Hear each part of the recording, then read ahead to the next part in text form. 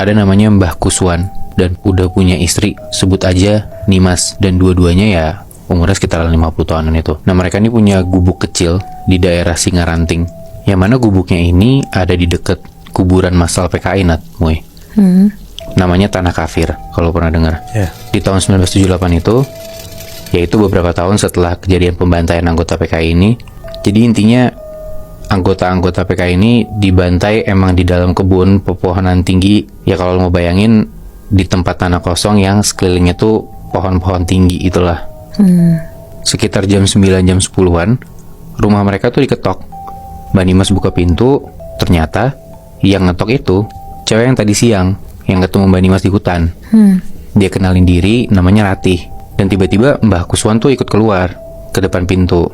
Terus dia ngomong ke si Ratih ini, "Kamu ndak bisa tidur di sini.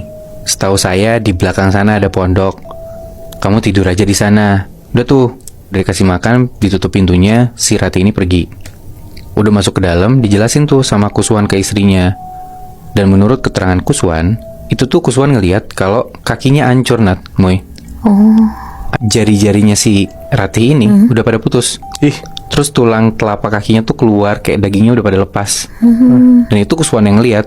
Ya si Nimas tuh nggak ngeh gitu loh ngeliat kakinya. Si Nimas nanya, "Kok bisa gitu ya, Pak?" Ya Kuswan ngomong, "Itu penyiksaan sampai dihancurin kakinya. Ya udahlah, kayak kamu jangan macam-macam lagi." Udah tuh, kebesokan harinya gantian si Mbah Kuswan yang ke hutan buat nyari kayu bakar. Singkat cerita, maghrib dia pulang ke rumah. Terus dia ngomong ke istrinya, "Aku kok ngeri yo. Kok aku ngerasa kayak ada yang ngikutin. Perasaanku ndak enak. Nanti kalau ada yang ngetok malam-malam, gak usah dibukain ya." Ternyata bener tuh. Mereka udah tidur. Sekitar jam 10-an malam mereka kebangun gara-gara pintu rumah mereka ada yang ngetok. Udah diketok kayak gitu, dari dalam Pak Kuswan rada teriak itu ngomong, "Siapa?" Dari luar suaranya cowok, Nat, Muy. Dia ngomong, "Permisi, Pak. Saya mau numpang tidur. Saya capek. Ya udah tidur aja di luar." Dan habis itu nggak ada suara apa-apa lagi, Nat, Muy. Nggak beberapa lama Pak Kuswan ngintip dari jendela kamarnya dia buat ngeliat di depan pintu.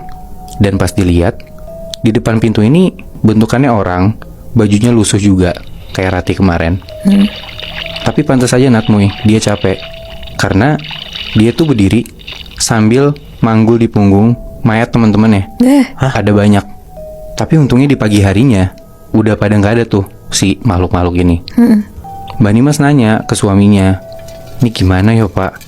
Masa iya kita tiap malam tuh disamperin terus? Aku tuh nggak tahan."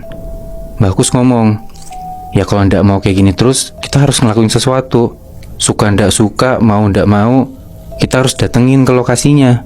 Kita mekar, kita ziarah, minta biar kita nggak digangguin terus."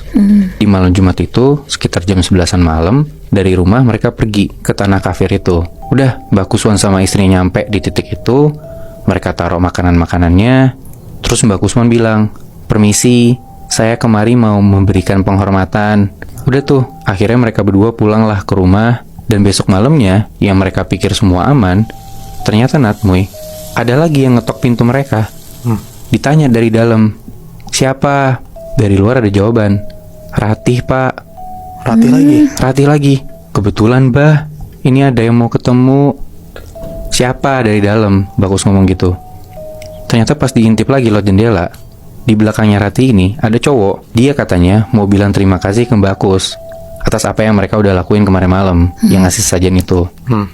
Dan pas dilihat lewat jendela, bentukannya manusia, Nat, Muy. Ya mukanya pucet, bajunya lusuh, ada tanah-tanah dan darah gitu sekitaran badannya dia. Tapi di kepalanya si cowok ini nyangkut ada cangkul.